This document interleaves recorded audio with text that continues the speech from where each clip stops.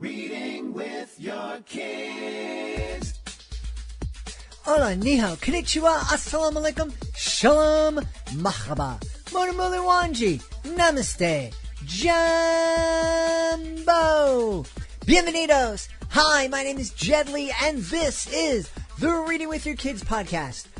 We are coming to you from the beautiful neighborhood of Reedville in the southwest corner of Boston, Massachusetts. We're so delighted and so very honored that you're joining us in our mission to help all families grow closer through reading. Please be sure to tell all of your family and friends about the show. Please tell your kids' teachers, their librarians, their principal, and please be sure to subscribe to the show on the iHeartRadio app, on Spotify, Apple Podcasts, Amazon Music, wherever you find your podcasts. Our guest today is Victoria Smith. She is here to celebrate her beautiful picture book, Tuxedo Baby, and his annoying cousins. Before we invite Victoria into the studio, we want to let you know we have a brand new Reading with Your Kids certified great read, Traveling Tootsie by Karen and Kathy Honecker. We love this book. Children's travel books can plant the seeds of wanderlust in young minds, nurturing a lifelong love for travel, exploration, and cultural understanding. And our latest certified great read is the perfect book to stimulate imagination, curiosity, and empathy while fostering a sense of adventure and appreciation for the diverse world we live in. Traveling Tootsies by Karen and Kathy Honecker is an enchanting children's book that follows the adventures of Katie, Stephen, and their teddy bear Tootsie. Filled with curiosity and a desire to explore the world like their traveling parents, the siblings devise a clever plan to allow Tootsie to experience the wonders of Washington, D.C. As the children pretend, Tootsie becomes the embodiment of their travel aspirations. They decide to hide Tootsie in their father's suitcase, hoping that he can witness the marvels of the nation's capital and return home to regale them with stories of his adventures. Traveling Tootsie weaves together themes of adventure, imagination, and family bonds. It captures the spirit of wanderlust, encouraging children to dream of exploring new places and fostering a sense of excitement about the world beyond their immediate surroundings. We absolutely love it. It's our brand new Reading with Your Kids certified great read, Traveling Tootsies, written by sisters Kathy and Karen Honecker. If you are an author and would like your book considered for our Certified Great Read program, please be sure to visit readingwithyourkids.com, click on the Authors Click Here button at the top of the page, and scroll on down to Certified Great Reads. Join us right now from the beautiful state of California. Our guest is returning to the show. Her first book that we celebrated last year is a Reading with Your Kids certified great read. It's called Tuxedo Baby. Today she is here to celebrate book number 2 in the series. It's called Tuxedo Baby and His Annoying Cousins. Please welcome back to the show, Victoria Smith. Hey, Victoria, how are you? I'm doing wonderful. And you? I'm hanging in there. I am recovering here in the crowded Mattress Studios. And the unique thing, Victoria, I don't know if I've told anybody else. The Crowded Mattress Studios was my daughter's bed as she was growing up. And I realized the other day, as I was moving around all the different equipment that is here in the studio, that this was a bed that my daughter and my son and I were curled up on for hours and hours and hours as they were growing up, reading stories together. So now that I'm back on the bed, recovering and recording the podcast from here, it seems perfectly fitting. Yes, it does. So tell us all about this new book. Okay, well, it has a lot of themes in it. First of all, peer pressure, and it's love and trust, but overall, family is everything. And both my books always stress on the family, and that's really important to me. And this book continues with that. So we have 3 characters, the annoying cousins, and their names are Nimitz, Junction, and Cruz. And Cruz is not older than Tuxedo Baby, just bigger. They're the same age. And he tends to be a little bossy. And the first opening scene that happens, you'll see Tuxedo Baby, and he's in his kitchen doing his homework, and it's really early. And then he looks up and kind of says, "But it wasn't my fault." And he's thinking of the annoying cousins. And then the story opens as he tells the story, what happened, why he's in there in the morning doing his homework so early. And his whole thing is that you don't want to lose recess. He doesn't want to lose recess, and you don't come to school homeworkless. So it opens up with, he's in his cousin's neighborhood, and they're just having kind of a lazy day. And then Cruz says, "Hey, why don't we fly?" And of course, in book one, that penguins don't fly. And Tuxedo Baby says, "Penguins don't fly." And then he says, and so he just kind of follows him. And he knows that he's following him into trouble, because anytime his cousin's around, there is trouble. And Cruz has set up a wobbly fence, and he has the whole idea is that Tuxedo Baby's supposed to get up there and then fly. And Tuxedo is, with the peer pressure, he says, well, Tuxedo Baby's not going to do it because he's a baby. And it just made him upset. And so he knows better, but he goes to the top of the wobbly thing. Yes, it happens. He falls, and he goes home and says to his mom, "I can't see them for 2 weeks." The next thing that happens is Mom is planning a trip on a plane, and they're going to fly penguin class. And she invites the aunt and the uncle, who are which are conure parrots. And she invites the annoying cousins. Well, they're like, no, they're just, he's thinking this is going to be trouble. So the pilot says, "You are free to roam, freely into the aisle, and they take off your seatbelts, etc."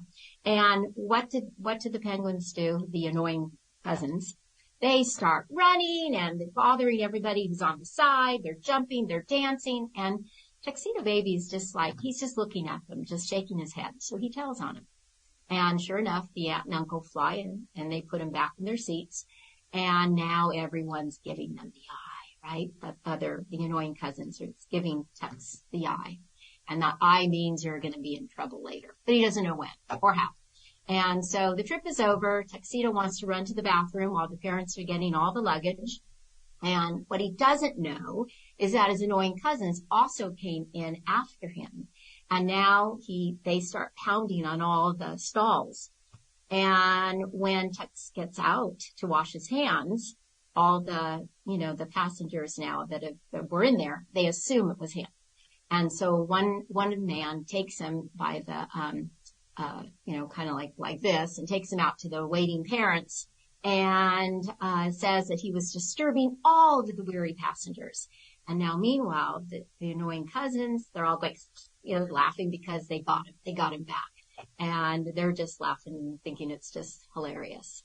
So then the next incident that happens, it's the Mr. Conure loves football, and it's a Sunday. And so he invites now their parents and the annoying cousins over. And Tux is just going, it's going to be more trouble. And he's thinking this. Okay, so they come, and as soon as they get there, the stand that the TV's on, the cousins are jumping over it. They're doing somersaults, and then Mr. Conure just looks at Tux and says, "Take him to your room." And Tux knows there's going to be more stuff happening. Sure enough, they're just fooling around, just making all kinds of noise. All of a sudden, Mr. Conure and the penguin's dad appear in the doorway. And then Mr. Conure says, "Tux, take them outside." Well, now Tux knows, oh my goodness, it's going to even be in more trouble. So he no sooner is getting out the door himself when the youngest of the cousins, Junction, Nimitz, is now crawling over the short fence to the neighbor's yard. And he had his eye on the prize, and the prize is this beautiful orange tree in the middle of her yard. And so as he's hurrying up, the other two are already over the fence, and now they're in the tree. And as he approaches them, and he's saying, before he can say stop, they take the oranges, and now they're pelting it at the neighbor's back door. So then she comes out, and then she's now ducking not to get hit, because she's an elderly lady, Mrs. Leandro, and Tux really likes her, and she always brings oranges over to the family. Well, all she sees when she comes out from the duck is now that Tux is in the tree. So she's assuming that Tux is part of it, when in reality he went in the tree to get them out, right, to take them out. And so she immediately goes into the house, tells on what's happening. Mrs. Conyer has everybody go home, so there's no dinner, there's no dessert, and he can't do his homework. And so this is how, in the beginning of the story, he's up early. And so now he's up very early in the morning, and Mrs. Conyer comes flying in, and he tells her everything. He tells her everything that happened, and of course she believes him, and they embrace. And then she said, but I can't see them for 2 weeks. He's just so upset with his cousins. And then she says her line is, family will always be family. You may not like what they do, but family will be there when you need. They'll always be there for you. And so he's like understanding that mom is right. And he's looking at a portrait, of his annoying cousins. And he's thinking, yes, family is everything. But he has to think of a way next time they come over how to protect himself. And so it ends on a question because, Tuxedo Baby's a good kid. So how can he help himself next time they come over so that trouble isn't part of it? And it's also a nice, ending that I like to go into classrooms, and then I'll ask the kids, I'll say, now remember, he's really nice. So whatever you tell me, it has to be something that is not going to be something naughty or bad that he would do. And they really come up with some great ideas. Some say, well, he should use iMessages. I don't like it when, okay? I go, okay, that's good. Or go to an adult, or sit with them, be near them. Don't be, one said hide, and another one said, tell the teacher. Again, that's a good answer because they're thinking of an adult who's safe. And, so that's the story in a nutshell. Excellent. Yeah. I love the fact that this is, giving families an opportunity to sit down and have those conversations about what should you do, because everybody has annoying cousins or annoying friends or annoying next door neighbors, kids, peers that we don't necessarily love to hang out with, but we are expected to be kind and inclusive, and that is something that we are teaching our kids, to be inclusive. But, of course, when we're inclusive, that means that we're playing with everyone and not just the kids that we love to hang out with. And so sometimes that means including some annoying kids or kids who are annoying to us. Mm-hmm. So I love the fact that there's that ability to have that conversation that, okay, they're annoying, they're doing these things, you don't like them, what can you do about them? Right. And how can you get along, basically? Right. Mm-hmm. Right. Mm-hmm. I do want to, my illustrator, is very interesting because he comes from Ukraine. And I wanted to read what he wrote for his little, bio, just a bit of it. He said, I live in the country of heroes, Ukraine.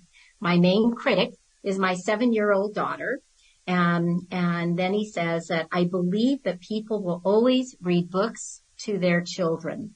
When parents give of themselves to their children, sharing reading time, those children will grow up to read to their own children. Oh. I just thought so perfect with reading with your kids and how it just kind of states everything that's so true, how reading is so important, and it's important to share with your adult parent. Absolutely. And anyway, I just wanted to share that right now. So let's give credit to the author of that beautiful bio. Yes, yeah. His name is Sergei Savatsky, and it was interesting because I was speaking with him during the illustrations, and sometimes internet shut down completely, and he would say, "I'm sorry, but when it connects, we'll reconnect," and he always did. But he had his family, he took them to the border of Poland. Mm-hmm. But doing this work, his work as an illustrator, continuing, he said, over the sirens and over the raids and the bombing above him. I'm very appreciative of this book, especially because of my illustrator. Yeah. Wow. And I'm glad you shared that, because I think that that's maybe the parents who are hearing this podcast and decide to pick up Tuxedo Baby and His Annoying Cousins might be able to share a little bit of that, depending on the age of their kids, with, what's going on in the world, and how we can all hopefully find a way to live together in peace, so that we're not worried about countries invading each other. Right. Yeah. Right. It was interesting. I was in a third grade class, and I did share that part, and most of them had heard of Ukraine, and they didn't go into any detail, but they had heard of it, and so it was interesting that they raised their hands, and most of them knew about what was as much as I'm sure that their parents were telling them. Yeah. So. The other thing I love about both of your books is that it is talking about an adopted family, and we really love families that are able to take on the challenge of welcoming a child into their families, and I think it's a beautiful thing. And I always love to take the time to remind families, even if you are not able to be an adoptive parent, or to be a foster parent, there are certainly ways that we can support adopted and foster families that are within our neighborhood. And I encourage folks to try to go out there and find the ways to support those families, because it is a lot of work, adopting a kid, being a foster family. But it's a beautiful thing. It's a beautiful gift, not only to the kids, but to our communities. Right. When I first started, it was interesting because we had gone to the Monterey Aquarium, and that's where I first saw these penguins there. Not the ones I write about. Those are at the San Francisco Zoo, actually. But when I first saw them, and so, in driving home, just in thinking about this, I thought, putting unlike characters together. And I love the fact that they looked like they were wearing a tuxedo. And so how the title kind of threw out at me. And that's when the character kind of came out, Pop, Tuxedo Baby. And then the fact that I had a cherry head conure at home at the time just kind of meshed in. And I thought, a bird that flies, a bird that doesn't, and unlikely characters, and how, yes, they come together as a family, and how they continue to bear out. So, yes. Yeah, that really, really beautiful. How are you enjoying the experience of being a children's author? I love it. I absolutely love it. It's now become me. In fact, my kids are going, I find that I'm working longer, and I also need to know how to stop, meaning that I work 7 days a week and it may not be all at once, but there's just so much to do. And I love the writing part. That is my favorite part. So I'm really anxious because I gave myself the month of March to do the marketing that you need to do all of the stuff that you need to get done, to make sure that, your book stays, relevant. And so I will start now in April for the third book of this series. And I'm excited because the story has been written. However, I love the fact that I have to break it down. I haven't actually put it on the computer yet to see the count, but the count is always greater than it should be for children's books. So I have to then find a way to cut, which I find kind of exciting, about 300 words. And it's amazing once you start cut, that you really get a refined, better, detailed story that is very, just better than the first draft. So I'm excited to get that started, and that's kind of like my April goal. Awesome. Well, we can't wait to see the results of that April goal. And in the meantime, we want people to be able to go and find out more about Tuxedo Baby, and also find out more about Tuxedo Baby and His Annoying Cousins. where should folks go? Well, of course, I am on Amazon, and but you can also go to Barnes and Noble's small bookstores. You just say, so that they can order it, and then it'll be available.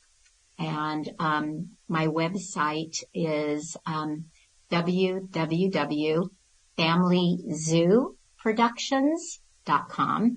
And if you want to chat with me or ask a question, I have an email it's www.welovebooks@familyzooproductions.com. We've had a great time speaking to the author of Tuxedo Baby and his annoying cousins. It is the sequel to her first book, Tuxedo Baby, which is a certified great read. Our guest has been Victoria Smith. Victoria, thanks so much for being back with us. Thank you so much for having me. Hey, we hope you enjoyed this episode of the Reading with Your Kids podcast, and we can't wait to share our next episode with you. We want to thank the folks who made today's show so wonderful. Of course, we want to thank our guest, Victoria Smith. Please be sure to check out her brand new book. Also want to thank my team, Fatima Khan, Rory Grady, Madison DeAries, Soji Franklin, Monica Rivera Sosa, and O'Leary. I want to thank my beautiful wife for all the support she gives me. Most of all, we all want to thank you. Thank you so much for taking the time to join us today. And as always, thank you so very much for taking the time to make the world a better place by reading with your kids. I'll be looking for you in the next edition of the Reading with Your Kids podcast.